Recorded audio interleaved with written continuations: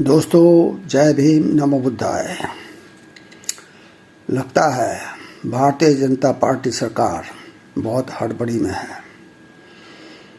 वो या तो बहुत ही ज़्यादा गति से काम करना चाहती है या फिर उसकी मति भ्रष्ट हो चुकी है। राहुल गांधी को हर तरह से अपने कब्जे में लेना चाहती है, उसे ख़त्म कर देना चाहती है। हमारे प्रधानमंत्री नरेंद्र मोदी का तो ये सोच है कि जो भी विरोध में आए उसे समाप्त कर दो, यानी कि कोई भी आदमी प्रधानमंत्री के खिलाफ मुंह ना खोल सके, कोई भी आदमी उनके मित्र गौतम अडानी के खिलाफ ना बोल सके। अगर वो बोलेगा तो उसको मटिया मेट कर दिया जाएगा। ये फ़लसफ़ा है नरेंद्र मोदी का। इसलिए जो है जो गुजरात में जो फैसला कोर्ट ने किया, वो फैसला तो एक तरह से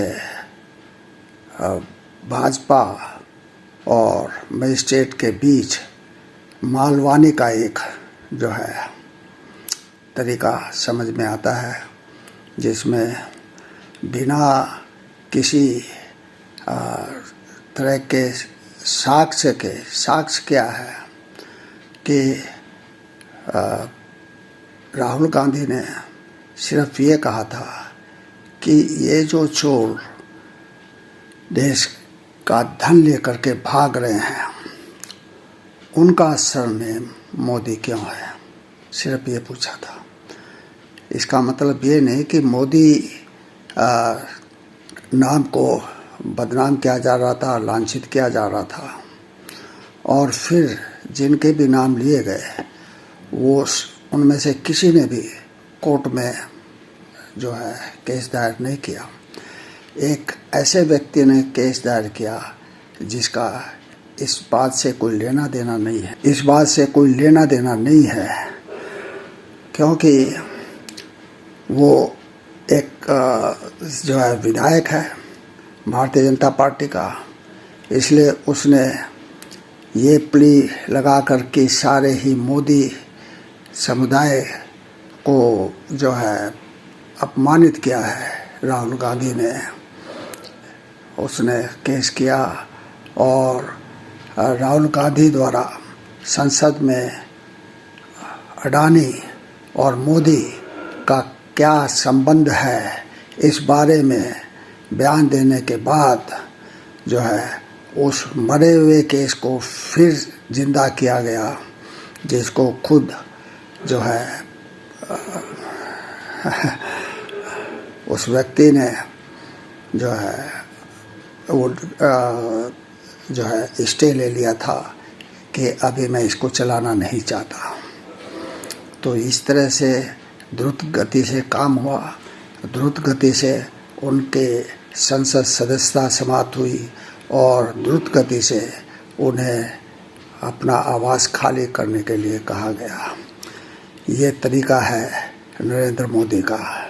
नरेंद्र मोदी प्रजातांत्रिक व्यवस्थाओं में विश्वास नहीं रखते हैं। वो एक हठधर्मी राजा की तरह व्यवहार कर रहे हैं। जो वो चाहेगा वही देश में होगा, कोई उसके विपरीत जाएगा तो उसे समाप्त कर दिया जाएगा। क्या ऐसा व्यक्ति प्रधानमंत्री बनने योग्य है? क्या ऐसा व्यक्ति देश पे एक कलंक के समान नहीं है? अगर ऐसा है तो जनता को इसके प्रति सावधान होना चाहिए। जनता को सोचना चाहिए, जो आदमी इतना निष्ठुर है, इतना निर्दय है, अगर सब कुछ उसके कब्जे में आ गई जैसे सत्ता पर तो वो काबिज है ही, वो न्यायपालिका को भी अपने कब्ज़े में लेना चाहता है और वो चाहता है कि जिनपिंग की तरह वो हमेशा के लिए जो है इस राष्ट्र का, इस देश का जो है मालिक बन जाए। नेतन्याहू इजराइल का मुख्यमंत्री भी यही चाहता था, लेकिन उसको झुकना पड़ा। ऐसे ही हमारे लोगों को भी इसके बारे में आंदोलन करना चाहिए। जैसे वहाँ पर इजराइल में आंदोलन हुआ, उसी तरह से हमारे देश में भी आंदोलन की ज़रूरत है। जितने भी हमारे कर्मचारी हैं, राज्य कर्मचारी हैं, वो राज्य कर्मचारी तो हैं, लेकिन उससे पहले वो देश के नागरिक हैं, वो देश के मालिक हैं, तो उनको भी आंदोलन करना पड़ेगा।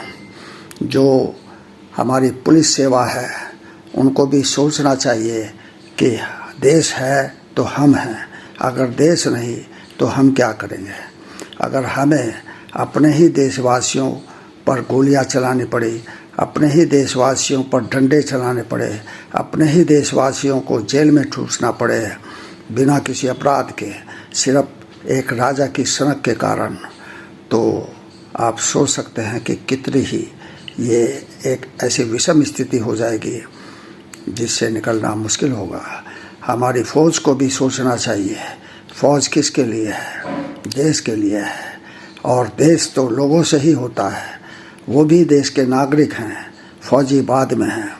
उनको भी इस चीज़ के प्रति सजग होना चाहिए कि कोई भी ऐसा निष्ठुर, एक ऐसा जो है दुष्ट व्यक्ति सत्ता पर हमेशा के लिए काबिज ना हो, जिसको हटाना मुश्किल हो जाए, देश बर्बाद हो जाए। देश को बर्बाद तो कर ही रखा है, क्योंकि देश के सभी संसाधन अपने मित्र गौतम अडानी को सौंप रखे हैं, वो भी कौड़ियों के दाम। तो क्या ये देश मोदी की जागीर है? ऐसा नहीं है। उसको, मोदी को हटाना सत्ता से लाजमी है।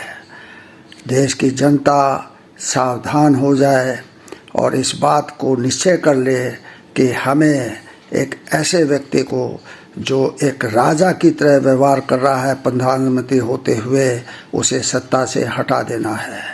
तभी हमारा देश सही तरीके से प्रोग्रेस कर सकेगा, तरक्की कर सकेगा, लोगों को सुख चैन मिलेगा, लोगों को क्या जो है जो है हित होगा लोगों का।